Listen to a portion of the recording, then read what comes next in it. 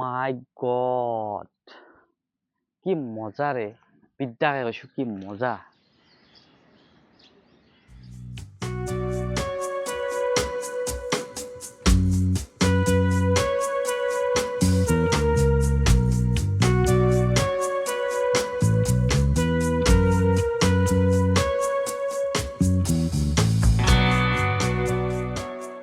আৰু guys main গেটেদি সোমাই আহি আপুনি এইটো দেখা পাব।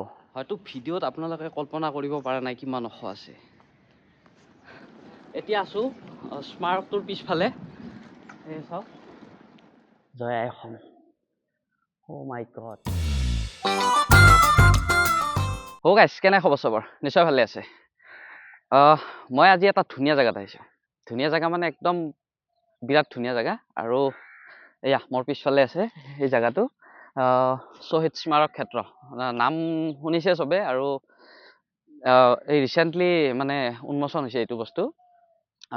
বস্তু নহয়, একচুৱেলি ধুনীয়া ঠাই এটা, যিটো আমাৰ ঐতিহাসিক অসম আন্দোলনত যিসকল বীৰ শ্বহীদ মানে বীৰ শ্বহীদ আছিল তেওঁলোকৰ স্মৃতিত নিৰ্মাণ কৰা হৈছে এয়া ক্ষেত্ৰ। মই ভিতৰলৈ গৈ আপোনালোকক ধুনীয়াকৈ দেখুৱাই আছোঁ, আৰু ভিডিঅ'টো একদম ধুনীয়াকৈ শেষলৈ চাব। আৰু গাইজ ইয়াত সোমাই অহা যিটো ৰাস্তাটো কিন্তু খুব ধুনীয়া। বৰাগাঁৱৰ পৰা যিটো সোমাই অহা ৰাস্তাটো, মই এড্ৰেছটো ধুনীয়াকৈ শেষত কৈ দিম কেনেকৈ আহিব লাগিব। আৰু এতিয়া মই ভিতৰলৈ গৈ আছোঁ ইয়াৰে, মানে পাগলা হৈ গৈছোঁ দেখি। এই চাওক গাইজ, ইয়াত সোমাই আহিয়ে মানে আপুনি এইটো দেখা পাব, ইয়াত লিখা আছে শ্বহীদ প্ৰণাম তোমাক। মই ওচৰৰ পৰা দেখুৱাই আছোঁ, তাৰ আগতে এইখন হৈছে গেটখন ইয়াৰে। ইয়াতে ধুনীয়াকৈ ফুলেৰে সজোৱা আছে। আৰু এয়া গাইজ,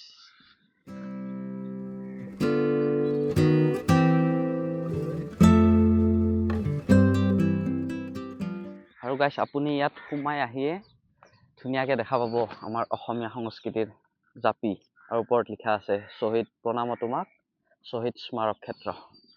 আৰু যিসকল আমাৰ বীৰ শ্বহীদ আছিল তেওঁলোকক এবাৰ স্মৰণ কৰিছোঁ অন্তৰৰ পৰা। আৰু গাইজ মই এতিয়া ভিতৰলৈ যাম, ইয়াৰে ভিতৰত কি আছে ধুনীয়াকৈ দেখুৱাবলৈ চেষ্টা কৰিম। ইয়াতে গাইজ দুখন গেট আছে, ইফালে এণ্ট্ৰি আৰু ইফালে এক্সিট। এনেকৈ আমি ইফালে সোমাই যাম এতিয়া। আৰু গাইজ মেইন গেটেদি সোমাই আহি আপুনি এইটো দেখা পাব, যিটো স্মৃতিসৌধ বুলি কোৱা হয়, এইটো আছে ভিতৰত। আৰু বহুত কিবা কিবি আছে গাইজ ইয়াতে, এইফালেও কিবা কিবি আছে, মই সেইবিলাক দেখুৱাম পিছত। বৰ্তমান এণ্ট্ৰিটো ফ্ৰী আছে, ধুনীয়াকৈ আহিব পাৰে। আৰু ইফালে এটা ধুনীয়া পুখুৰী এটা আছে, মজা লাগিছে। আৰু গাইজ দিনত কৰি এইখিনি সময়ত কৰি ৰাতি হ'লে বেছি ভাল লাগিব, কাৰণ ৰাতি পানীৰ ফাউণ্টেন আছে এইবিলাকত, আৰু লেজাৰ লাইট আছে। লাইটেদি এই বস্তু যিটো স্মৃতিসৌধ যিটো তাতে মানে বাহিৰৰ পৰা লেজাৰ লাইট এনেকৈ মাৰে, এইটো তেতিয়া মানে মজা লগা হয় এইটো। আৰু তেতিয়া মানে এনেকুৱা দেখি 860 জন তেওঁলোকৰ স্মৃতিত বনোৱা হৈছিল। আৰু ইয়াতে শ্ৰদ্ধাঞ্জলি আছে এটা শ্বহীদসকলৰ। আৰু গাইজ এতিয়া গৈ আছোঁ মই মেইন ঠাইত। আৰু গাইজ ৰাতি মানে এইবিলাকত পানীৰ এইবিলাক থাকে, ৱাটাৰ ফাউণ্টেইনবিলাক, তেতিয়া মজা লাগে। আৰু লাইট চাইট থাকে, মিউজিক থাকে, এইবিলাক লাইট চাইট দেখিছে যে, এইবিলাক ৰঙা নীলা এনেকৈ বিভিন্ন কালাৰৰ লাইট আছে। আৰু ইয়াতেও মানে মিউজিক বাজি থাকে ন, ভূপেন হাজৰিকাৰ গান শ্বহীদ প্ৰণাম তোমাক, মানে ভাল লাগি যায়। আৰু এইবিলাকতো আৰু মানে এতিয়াতকৈ ৰাতি মজা। ৰাতি আহিব আপোনালোকে, কি মজা ৰে, বিদ্যাকে কৈছোঁ কি মজা। মানে বলক ভিতৰলৈ গৈ চাওঁ। এই শ্বহীদ স্মাৰক হৈছে অসম আন্দোলনৰ সময়ত যি 860 গৰাকী বীৰ শ্বহীদ আছিল তেওঁলোকক সন্মান জনোৱাৰ অৰ্থে এই শ্বহীদ স্মাৰকটো নিৰ্মাণ কৰা হৈছে।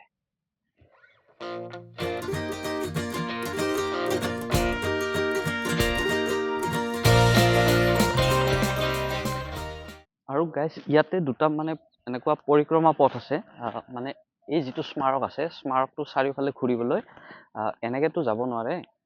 এই দুটা ৰাস্তা আছে, মানে আপুনি যদি এইফালেদি সোমাই এনেকৈ ঘূৰি আহি এইফালেদি ওলাব লাগিব এনেকৈ।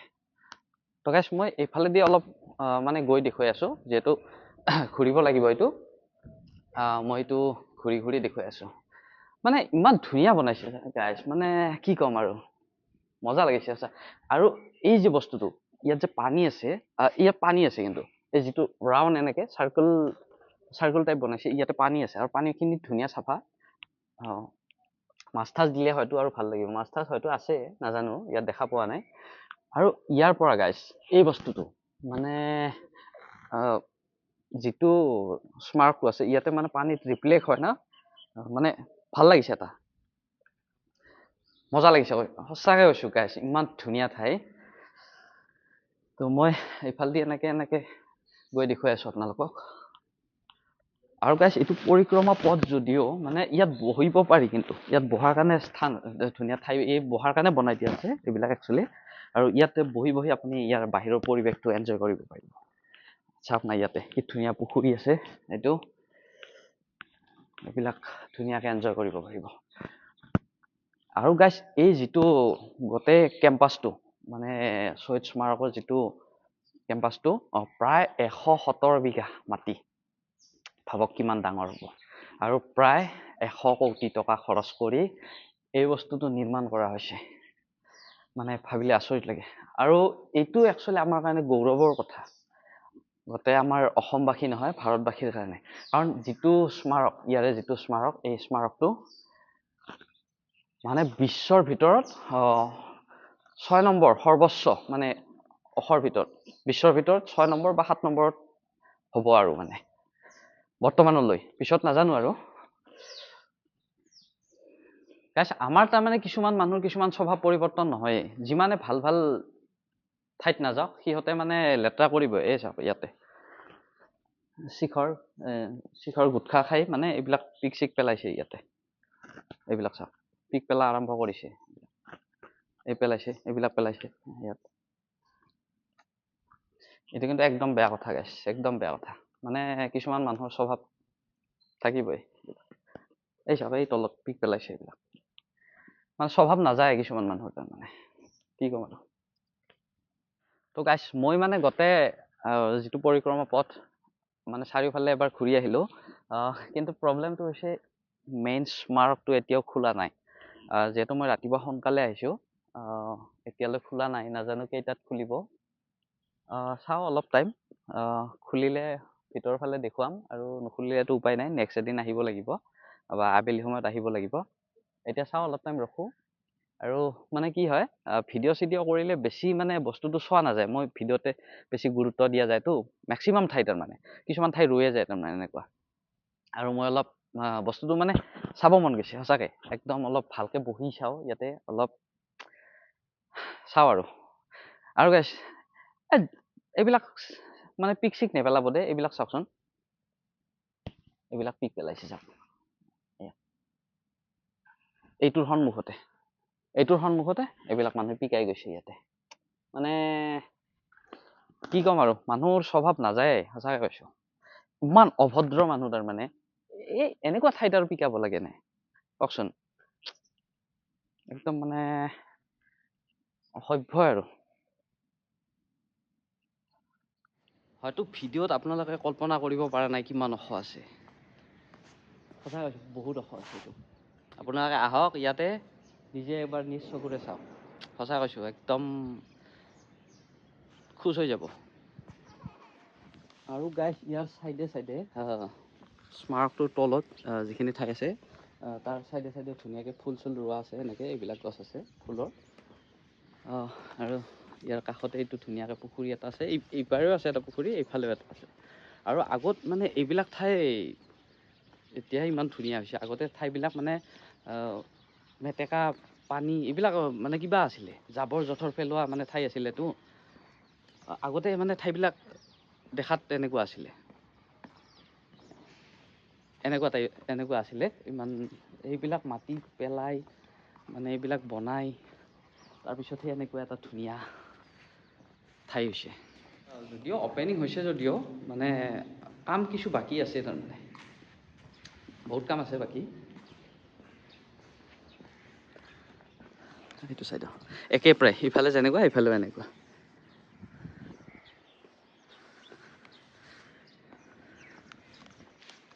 সঁচাই কৈছোঁ গাইছ, মোৰ কিন্তু বিৰাট ভাল লাগিছে। আৰু গাইছ ইয়াতে মানে চাইকেল ট্ৰেক আছে কিছুমান, এইফালে এনেকৈ চাইকেল ট্ৰেক, ইফালে চাইকেল চলাব পাৰে। ইয়াতে চাইকেল আছে বহুত। তো গাইছ আপুনি ইয়াৰ পৰা চাইকেল চলাব পাৰিব। চাইকেল লোৱাৰ আগতে আপুনি ইয়াতে নাম লিখি ল'ব, নাম ফোন নম্বৰ লিখি ল'ব লাগিব। তাৰপিছত ইয়াৰ পৰা এখন লৈ যাওক, পূৰা ৰাউণ্ড ঘূৰি আহক এনেকৈ। তো গাইছ মই এখন চাইকেল লৈ ল'লোঁ। চাইকেলেৰে মানে গোটেই ৰাউণ্ডটো এনেকৈ ঘূৰিম এপাক। বহুত বছৰ পিছত চাইকেল চলাইছোঁ গাইছ। আৰু চাইকেলবিলাক ধুনীয়া কিন্তু, খুব দামী দামী চাইকেলে। তো গাইছ মই এপাক চাইকেলেৰে ঘূৰি আহোঁ।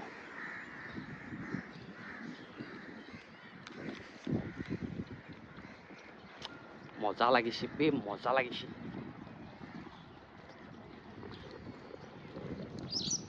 তাৰমানে এইবিলাক ছাইডৰ কাম, কিছু কাম আছে বাকী। এইবিলাক এইটো ছাইডে ফুল চুল ৰোৱাই নাই, আৰু কনষ্ট্ৰাকশ্যনৰ কাম আছে। আৰু গাইছ মই এতিয়া আছোঁ স্মাৰকটোৰ পিছফালে। এই চাওক চাইকেল চলাই আছোঁ। ৰাতিপুৱা আহিলে গাইছ হয়তো চাইকেলৰ ফিজ দিব নালাগে, ফ্ৰী আছে। ৰাতিপুৱা আহিলে চাইকেল চলাব পাৰিব। আৰু দুপৰীয়াৰ পিছৰ পৰা হয়তো লাগিব পাৰে দেই।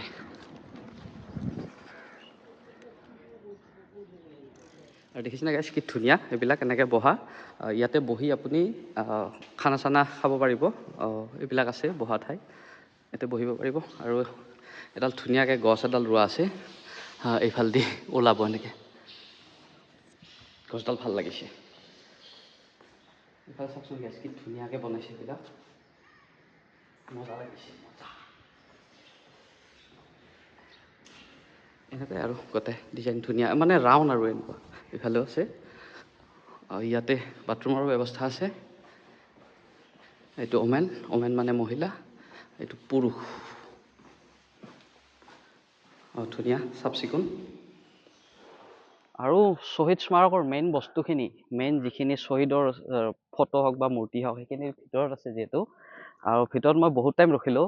মই 7:30 মানতে পাইছোঁ, আৰু এতিয়া 9:20 হয় আৰু প্ৰায় খোলাই নাই। ৰখি আছোঁ, চাওঁ সেইখিনি দেখাব পাৰিলে বেছি ভাল লাগিল হয়। আৰু সেইখিনি চোৱাৰ কাৰণে মোৰো ইচ্ছা আছে বহুত। চাওঁ এতিয়া বহুত টাইম ৰখিলোঁ, মানে 9টা মানতে খোলাৰ কথা কৈছিলে, এতিয়ালৈ খোলাই নাই কিন্তু বহুত দেৰি হ'ল। 10:10 হ'ল, এতিয়া খোলাই নাই এতিয়ালৈ। আৰু যিহেতু জোতা চেণ্ডেল পিন্ধি যাব নোৱাৰি, ইয়াতে খুলি থ'ব লাগিব।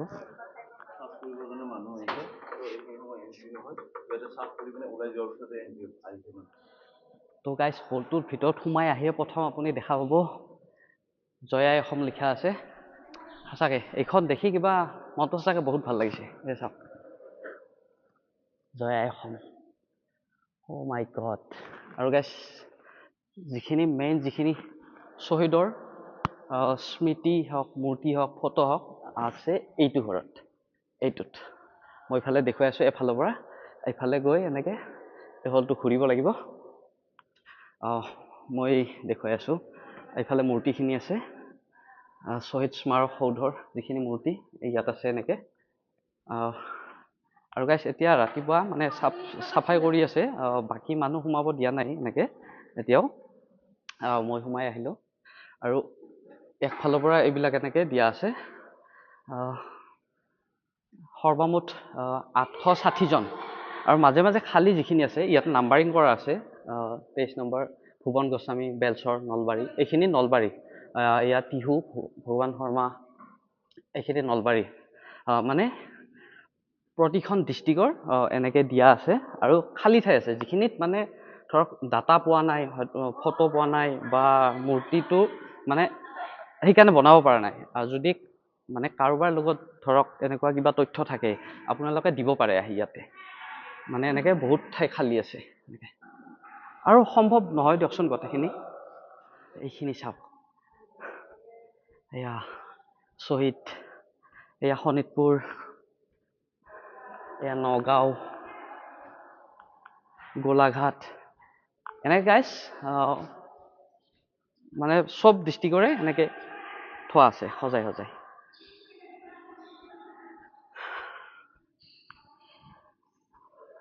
আৰু এইবিলাক খুব ধুনীয়াকৈ চাফ চিকুণকৈ ৰখা আছে এইবিলাক। সঁচাকৈ ফুলৰ মালা দি ৰাখিছে। সঁচাকৈ গাইছ, শ্ৰদ্ধা জনাওঁ তেওঁলোকক।